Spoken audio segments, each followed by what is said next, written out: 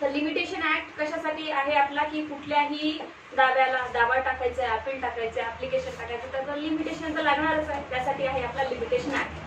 ठीक आहे, तर मग आता पहिल्यापासून बघूया लिमिटेशन ऍक्ट मध्ये काय काय ते. पण लिमिटेशन ऍक्ट आपली कुठलीही स्ट्रिक्टली प्रोहिबिटेड आहे ते लिमिटेशन ऍक्ट मध्ये, की एवढा एवढा तुम्हाला पिरियड दिलाय, त्या पिरियड मध्ये तुम्ही काय करायचं आहे, केस सूट फाईल काय करायचं ते करायचं, त्याच्यानंतर तुम्ही करू शकत नाही. पण याच्यामध्ये 3 कन्सेप्ट दिला आपल्याला. तर पिरियड ऑफ लिमिटेशन, जो की लिमिटेशन ऍक्ट मध्ये आपल्याला पिरियड दिलाय की 3 वर्षात टाका, 2 वर्षात टाका, किंवा अदर कुठल्या ऍक्ट मध्ये लिमिटेशनचा पिरियड दिला असेल तर तो. दुसरा आहे प्रिस्क्राइब्ड पिरियड आणि तिसरा आहे कंडोनेशन. ठीक आहे की नाही, हे तिन्ही कन्सेप्ट आपण आज समजून घेऊया. त्याच्यानंतर हा जो लिमिटेशन ऍक्ट आहे ना, हा एक्झॉस्टिव्ह आहे, म्हणजेच काय परिपूर्ण आहे. त्याच्यामध्ये तो काय सांगतो, लिमिटेशन पिरियडही तुम्हाला देतो. ठीक आहे की नाही, इतक्या पिरियड मध्ये द्या. आणि त्याच्यानंतर म्हणतो जर नाही करता आलं तर पुढे काय करायचं हेही सांगतो. म्हणजे स्वतःमध्ये पूर्ण आहे हा ऍक्ट. या ऍक्टला कोणा ऍक्टचा किंवा दुसऱ्या ऍक्टचा सपोर्ट घ्यायची गरज नाही. ठीक आहे. त्याच्यानंतर हा जो आहे लिमिटेशन ऍक्ट, हा फक्त आपल्या ज्युडिशियल रेमेडीवर बार करतो, आपल्या राईट्सवर बार करत नाही. ठीक आहे की नाही, दावा दाखलच करायचा नाही हा पिरियड गेल्यानंतर असं लिमिटेशन ऍक्ट कुठेच म्हणत नाही. म्हणजे आपल्या राईट वर बार करतो का, नाही, आपल्याला राईट आहे, तुम्हाला जर दुसरीकडे राईट आहे तर जा तिकडून राईट तुम्ही करा असं म्हणू शकतो. पण ज्युडिशियल रेमेडी म्हणजे काय, लिमिटेशन जी प्रोव्हाइड केलेली तुम्हाला न्याय याच्यामध्ये जायची, न्याय मागायची, याच्यावर मात्र बार करतो. ठीक आहे, या 2-3 गोष्टी आहेत. 1-2 डॉक्ट्रिन आहे माझ्याकडे, त्या आधी लिहून घ्या कुठेतरी. इंटरेस्ट रिपब्लिकाय उड सीट फिनिश लिटियम. त्याचा मिनिंग असा आहे की स्टेट, कुठलाही स्टेट काय हो, लिटिगेशन चा निकाल लागला पाहिजे लवकरात लवकर, म्हणून आपल्याला लिमिटेशन ऍक्ट दिला. हे डॉक्टरीन, कुठल्याही सूटचं लिटिगेशन किंवा न्याय लवकर लागला पाहिजे, नाहीतर कोणी जाऊन कधी सूट दाखल केलं असतं, याचा अर्थ या डॉक्टरीनचा असा आहे. दुसरा आहे विजिलंट बस नॉन डॉरमिंटेनिस जुरा सबव्हिनियंट. ठीक आहे, याचा अर्थ असा आहे की हा जो ऍक्ट आहे त्याच लोकांना राईट देतो आणि त्याच लोकांना रेमेडी देतो की ज्यांना खरंच काहीतरी सूट दाखल करायला प्रॉब्लेम आलेला आहे. म्हणजे लिमिटेशन पिरियड तर निघून गेला, पण नंतर ते जे पर्सन्स आहेत ते काही सफिशियंट कारण देत आहेत, त्याच मॅटरमध्ये काय होतं, यांना राईट मिळतो. नाहीतर काय हो, झोपलेल्या माणसाला उठवता येत नाही अशा प्रकार नाही होणार आहे. ठीक आहे की तुम्हाला माहिती होतं लिमिटेशन चाललंय तरी पण तुम्ही जात नाही आणि सूट दाखल करत नाही, आणि नंतर कोर्टात येतं सर आठवलंच नाही, मला आठवण राहिली नाही, अशा माणसाला तुम्ही राईट लिमिटेशन ऍक्ट मध्ये देता येत नाही सूट दाखल करण्याचं. ठीक आहे की नाही, एकंदरीत मराठीतून म्हणायचं झोपलेल्या माणसाला उठवता येतं. ठीक आहे की नाही, मग आता त्याला कारण द्यावी लागेल तसे, त्याच्यासाठी ह्या 2 डॉक्टर नाही, अजून उद्या 1-2 डॉक्टर डिस्कस करूया. आणि अजून एक महत्वाचं म्हणजे इथे लिमिटेशन ऍक्ट जेव्हा कोर्टाच्या हातात असतो तेव्हा कोर्ट याच्यावर लॉजिक लावू शकत नाही. कसं लॉजिक लावू शकत नाही की हा मी लिमिटेशन पिरियड वाढवून द्यावा का तुला, नाही द्यावा का, कोर्टाकडे याच्यावर लॉजिक लावण्याची गरज नाही. कोर्ट वाटेल तसं डिस्क्रिएशन लिमिटेशन ऍक्टवर यूज करू शकत नाही. जसं बाकीच्या ऍक्टवर इनहरंट पॉवर कोर्टाचे कोर्ट यूज करू शकतं, पण इथे करू शकत नाही. इथे फक्त प्रिस्क्राइब्ड पिरियड, आता 3 कन्सेप्ट त्यानंतर शिकूया, पण reason sufficient condonation of delay मध्ये दिले तर तिथे मात्र थोडंसं डिस्क्रिएशन यूज करू शकतो. बाकी अदरवाईज स्ट्रिक्टली जर इथे प्रोहिबिटेड असेल की कोर्टाने डिस्क्रिएशन यूज करायचं नाही, प्रोव्हिजन जे आहे ते मॅन्डेटरी आहे, तर त्याच्यामध्ये कोर्टाला डिस्क्रिएशन यूज करता येत नाही, कोर्टाला लॉजिक लावता येत नाही. जसं लिमिटेशन ऍक्ट म्हणे तसंच कोर्टाला वागावं लागतं, खूप स्ट्रिक्ट प्रोहिबिटेड आहे. तर आता येऊया आपण section 1 part 1 preliminary. Section 1 short title extend and commencement. This act may be called Limitation Act 1963. It extends to the whole of India. It shall come into force on such a date as the central government may by notification in the official gazette appoint. आता इथे 2 date दिले, brought into force on म्हणजे commitment 1/1/1964 म्हणजे 1 जानेवारी 1 खाली commitment आहे. ठीक आहे, आणि जे आहे ते गॅझेट जे आहे ते 9/11/1963 ला त्यांनी दिलेलं आहे. ठीक आहे, ते 1/1/1964 जी डेट आहे ती लक्षात ठेवायची, खाली आहे अमेंडमेंटच्या खाली. तर इथे लिहून ठेवा सेक्शन 3 मध्ये, सबसेक्शन 3 मध्ये इथे डेट लिहून ठेवायचं, कमिंग टू फोर्स ऑन 1/1/1964. ठीक आहे, आणि सेंट्रल गव्हर्नमेंट गॅजेट नोटिफिकेशन कधी झालं 9/11/1963. या 2 डेटचा कमेन्समेंट डेट प्रत्येक ऍक्टची लक्षात ठेवायची प्रिलिम्स साठी. आता या डेफिनेशन्स मध्ये it shall come into force on such a date as the central government may by notification official gazette section 2 definition in this act unless the context otherwise require. आता इथे काय म्हटलंय, in this act unless the context otherwise require, जिथे काही दुसऱ्या गोष्टीची requirement आहे अशा शब्दांची तर तिथे ती रिक्वायरमेंट वेगळी आहे. पण इथे काय अर्थ दिलाय तेवढाच आपण लिमिटेशन साठी याचा अर्थ पकडायचा. अप्लिकंट इन्क्लुड्स, तर अप्लिकंट म्हणजे कोण असणार. आता हे शब्द जे आहे डेफिनेशन मधले हे पूर्ण लिमिटेशन ऍक्ट संपेपर्यंत आपण याचा अर्थ इथे हाच पकडायचा आहे. अप्लिकंट इन्क्लुड्स अ पिटिशनर. कुठलाही अप्लिकंट एखादं पिटिशन जरी कोणी दाखल करतो तर त्याला लिमिटेशन ऍक्ट नुसार अप्लिकंट म्हणल्या जाईल आणि अप्लिकंट साठी जे नियम आणि रूल्स दिले ते पिटिशनरलाही इथे लागू होणार आहे. So applicant include a petitioner any person from और through whom an applicant derives his right to apply. मग असाही पर्सन असू शकतो की जो अप्लिकंट आहे त्याच्या बिहाफवर त्याची डेथ झाल्यानंतर त्याचे LR येत असेल. ठीक आहे की नाही, म्हणजे अप्लिकंटनी काय केलं त्याला राईट डिराइव्ह केले समोरच्या पर्सनला. तर आता ते LR ला तुम्ही काय म्हणणार, पिटिशनर आणि अप्लिकंटच म्हणणार. एनी पर्सन फ्रॉम और through whom an applicant derives his right to apply, म्हणजे ज्या थर्ड पर्सननी त्याच्याकडून तो राईट प्राप्त केलेला आहे अप्लिकंट कडून त्यालाही आपण अप्लिकंटच म्हणू. ठीक आहे. थर्ड मध्ये any person whose estate is represented by the applicant as a executive administrator or a representative other representative. आता इथे म्हटलं आहे कोणी कोणाची इस्टेट रिप्रेझेंट करत आहे. प्लेंटिफ आहे, प्लेंटिफच्या बिहाफवर कोणतरी अदर पर्सन रिप्रेझेंट करताय त्याला काय म्हणायचं आपण, अप्लिकंट म्हणायचं. मग आता हे कोण कोण असणार, एक्झिक्युटिव्ह असणार. ठीक आहे की नाही, जे कोणी सरकारी एक्झिक्युटिव्ह आहे, ऍडमिनिस्ट्रेटर आहे, शासक आणि कोणीही अदर रिप्रेझेंटेटिव्ह आहे त्यांना आपण काय अप्लिकंट म्हणणार. ह्या डेफिनेशन्स विचारतात प्रिलिम्स मध्ये तर लक्षात ठेवत जा. पुढे या बी, अप्लिकेशन इन्क्लूड पिटिशन. आता अप्लिकेशन म्हणजे तर अप्लिकेशन आपल्याला माहितीच आहे, पण इन्क्लूड पिटिशन पण म्हटले ते, म्हणजे पिटिशनला हेच अप्लिकेशनचे नियम इथे लागू होणार आहे. Only petition. ठीक आहे, ओनली पिटिशन, इथे एक्झिक्युशन सूट वगैरे नाही म्हटलंय, फक्त petition. Application includes a petition.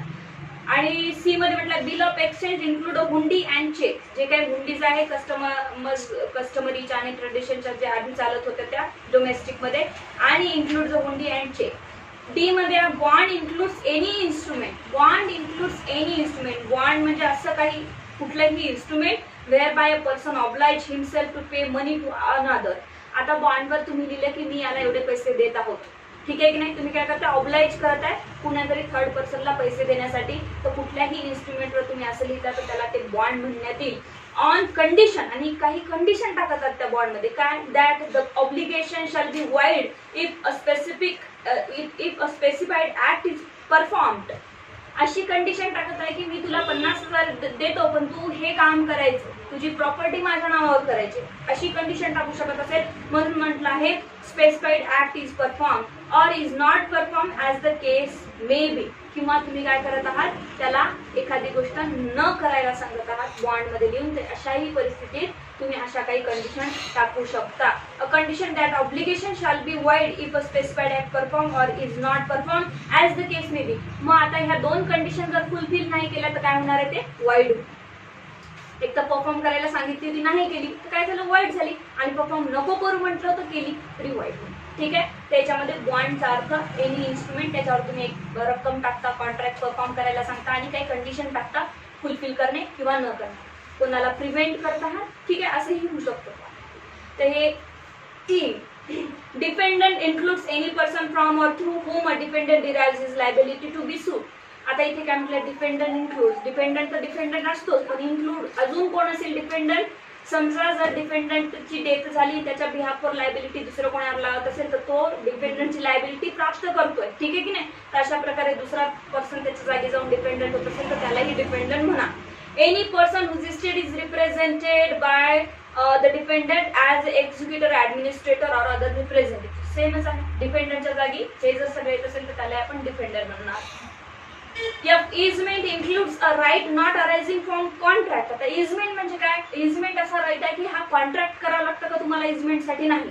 मला तुमच्या शेतातनं जायचा राईट आहे, मला तुमच्या दारासमोरून जायचा राईट आहे, कस्टमरी राईट आहे माझा, खूप पुस्तकापासून राईट आहे. तर मी काही कॉन्ट्रॅक्ट केलं नाही आहे तुमच्यासोबत, म्हणून म्हटलं आहे right not arising from contract. हा काय आपण एखाद्या अग्रीमेंटवर लिहिलं नाही, ऑलरेडी मला राईट आहेच तो आधीपासूनच. by which one person is entitled to remove and appropriate for his own profit and part of the soil belonging to the another. किंवा मग कोणाच्या सॉइलवर पण, जमिनीवरून पण आपण जाऊ येऊ शकतो. इजमेंट माहिती आहे. और एनिथिंग ग्रोविंग इन, मग आता तिथे काही ग्रोजही करत असाल तुम्ही, ठीक आहे की नाही, और अटॅच्ड और subsisting upon the land of another, ठीक आहे, एंगेजमेंटच असतो. याच्यामध्ये डॉमिनंट हेरिटेज आहे, सर्व्हियंट हेरिटेज आहे, ते नंतर पाहूया आपण सेक्शन 25 मध्ये. G foreign country means any country other than India, ठीक आहे. त्याच्यानंतर H good faith, nothing shall be deemed to be done in good faith which is not done with due care and attention. आता good faith म्हणजे काय हे आपण IPC मध्ये पण डिस्कस केलेलं आहे. कुठलाही डॉक्टर आहे जेव्हा ऑपरेशन करतो, ऑपरेशन केल्यानंतर पेशंट जर डेथ होत असेल पेशंटची, तर तेव्हा तो असं म्हणू शकत नाही की सर मी तर गुड फेथ मध्ये केलं होतं, माझी काही चूक नाही. गुड फेथ याचा अर्थ असा होतं की माझं इंटेन्शन चांगलं होतं. गुड फेथचा असा अर्थ होतो की तुम्ही पूर्ण काळजी घेऊन, पूर्ण अटेन्शननी, केअर अँड अटेन्शननी ते काम केलं का, तरच मानलं जाईल की तुम्ही गुड फेथ मध्ये केलं. मग डॉक्टरनी गुड फेथ मध्ये काम केलं का हे कधी मानलं जाईल, जर त्यांनी पूर्ण काळजी करून ते काम केलं असेल तेव्हा. याला म्हणतात गुड फेथ. गुड फेथचे दोन शब्द कधीच विसरायचे नाही, ड्यू केअर अँड अटेन्शन.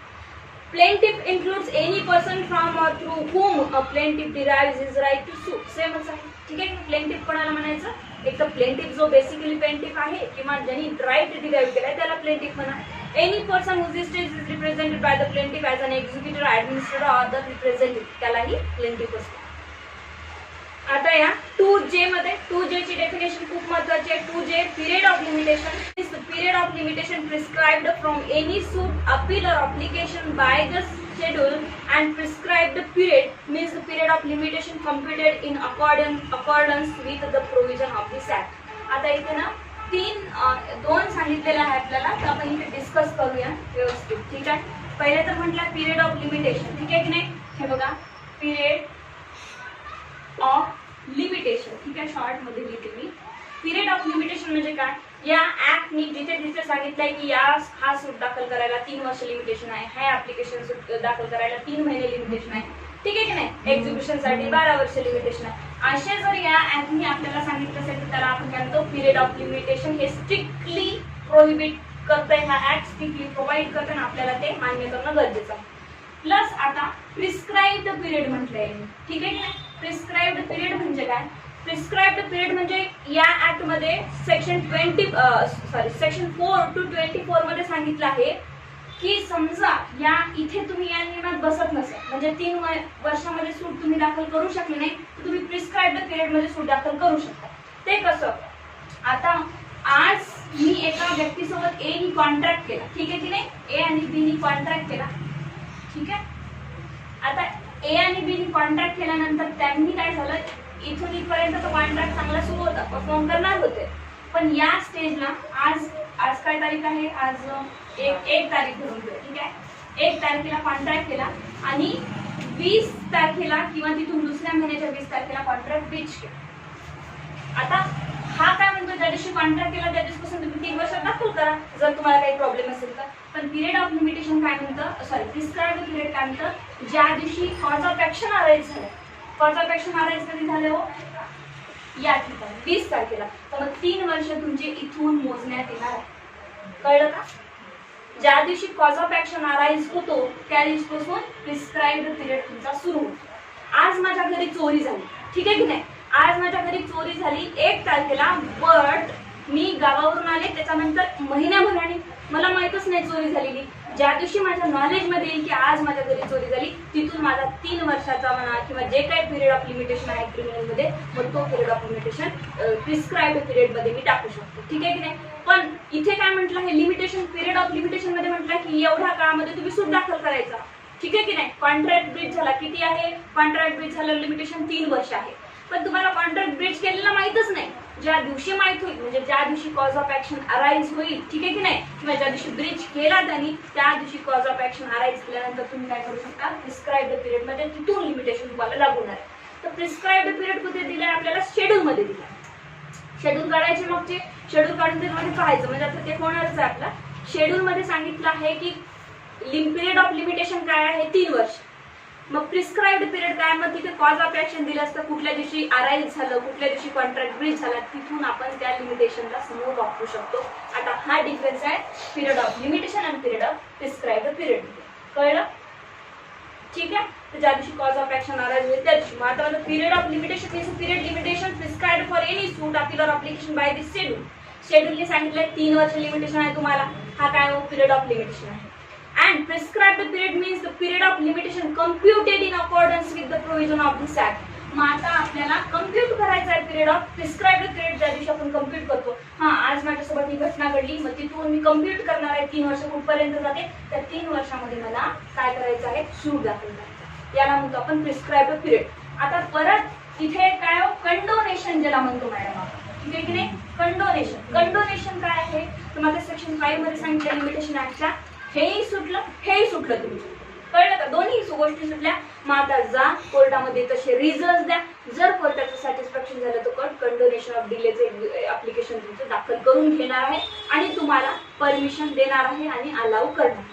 त्या 3 गोष्टी लिमिटेशन ऍक्ट मध्ये मिक्स करायच्या नाही, ठीक आहे.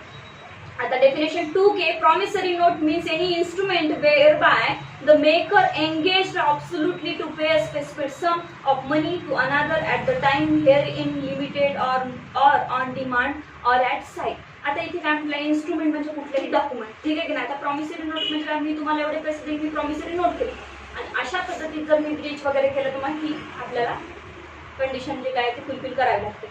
मग म्हटलं promissory note means any instrument म्हणजे एनी डॉक्युमेंट व्हेअर बाय द मेकर एंगेज म्हणजे काय हो, बॉन्ड आपण तयार करत आहोत. Absolutely to pay specified sum, मी अब्सोल्युटली सांगत आहे की एवढे सम मी तुम्हाला पे करणार ऑफ मनी टू अनादर, कुठल्याही दुसऱ्या पर्सनला, at any time, therein limited or on demand or at sight. मग आता काय म्हटलं हे इथे एक लिमिटेशन राहिलं का प्रॉमिसरी नोटला, ठीक आहे की नाही. बॉन्ड हे आपण कशाचा करतो तर त्याला 6 महिन्याची व्हॅलिडिटी असते, तर अशा प्रकारे, ठीक आहे. सूट मध्ये suit does not include an appeal or an application. सूटला अप्लिकेशन आणि अपील म्हणायचं नाही, हे तर आपण सिव्हिल मध्ये पाहिलेलं आहे. सूट म्हणजे सूट डायरेक्टली दाखल करतो, अप्लिकेशन किती दाखल होतात.